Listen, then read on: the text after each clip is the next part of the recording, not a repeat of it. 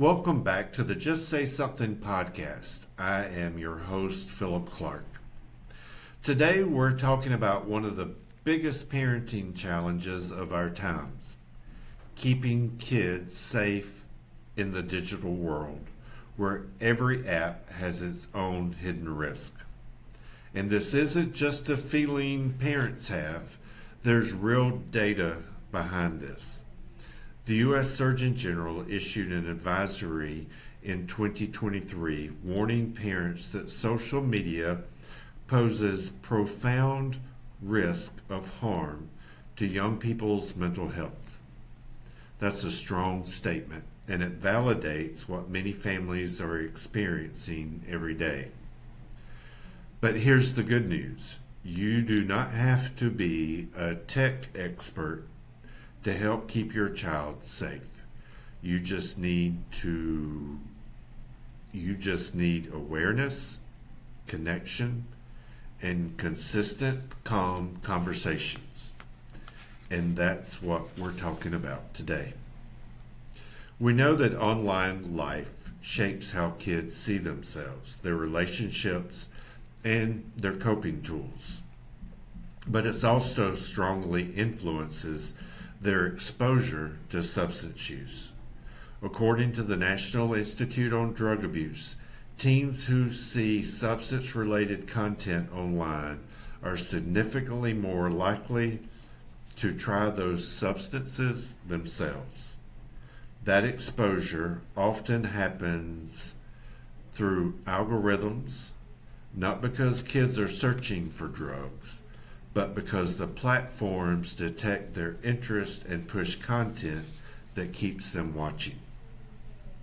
On TikTok, Instagram, and Snapchat, for example, a teen who watches content about stress or anxiety may start seeing videos promoting vaping as calming, or sleep gummies and THC products that look harmless. These risks appear subtle, packaged in relatable videos or trendy sounds. Kids don't realize the danger, and many of these products, especially the THC cartridges and pills sold online, can also contain harmful additives. The DEA has repeatedly warned that a large share of pills sold on social media platforms contain fentanyl or other dangerous substances. Screen time itself plays a role in vulnerability. A nationwide survey conducted by Common Sense Media found that teens now spend more than 8 hours a day on screens, not including homework. That level of screen exposure increases the likelihood of encountering cyberbullying, harmful comparisons, grooming, and exposure to substance marketing. And it impacts mental health as well. The Child Mind Institute reports strong links between heavy social media use and higher rates of anxiety, depression, and negative self-image among teens. Parents don't need full access to their child's accounts in order to notice that something online is affecting them. Experts at the American Academy of Pediatrics recommend paying attention to several behavioral patterns rather than trying to monitor every message.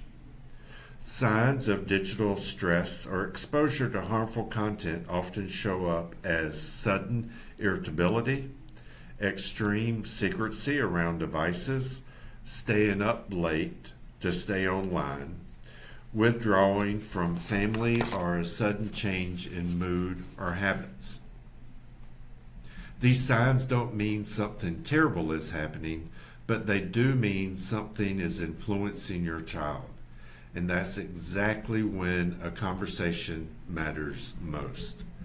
The key is approaching these conversations calmly, because kids shut down when they sense panic or judgment.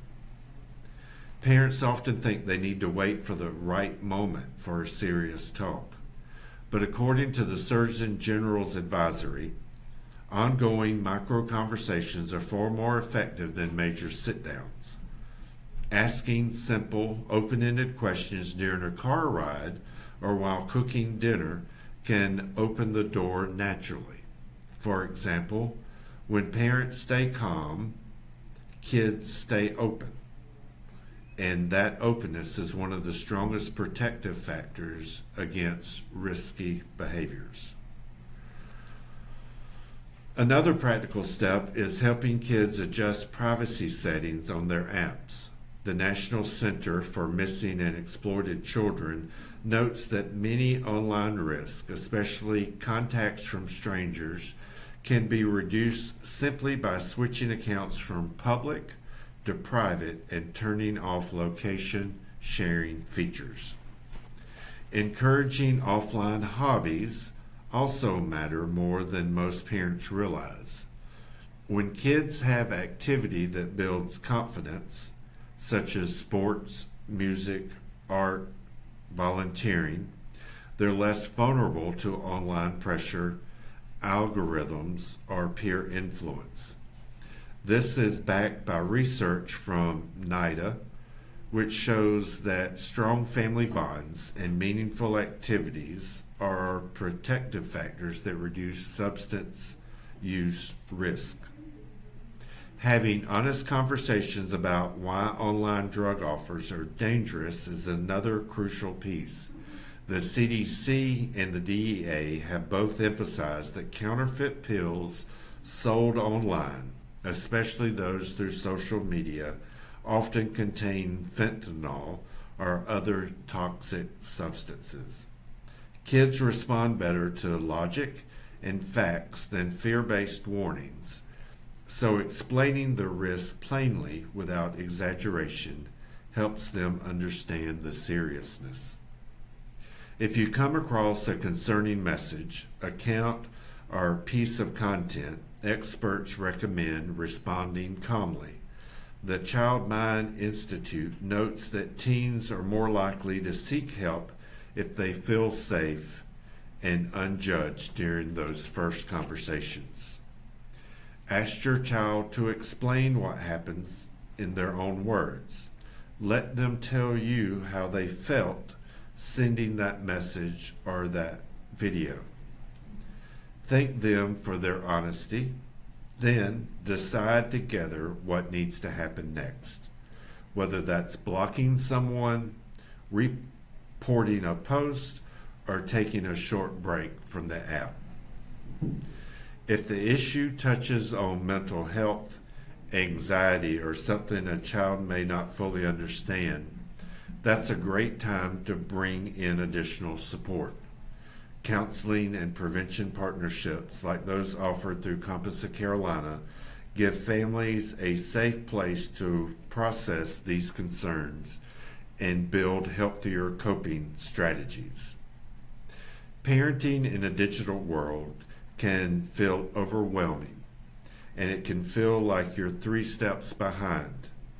But the research shows again and again that what matters most is not perfect monitoring, it's connection, it's conversations, it's curiosity, not control. And it's letting your child know that no matter what they see or experience online, they can come to you without fear.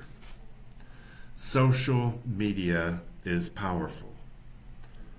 Online life is complicated, but you are still the strongest protective force your child has.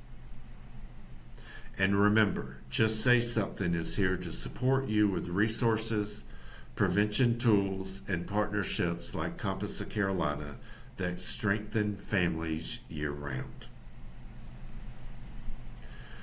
Don't forget to follow Just Say Something on social media to keep up with our programs, events, and ways to get involved.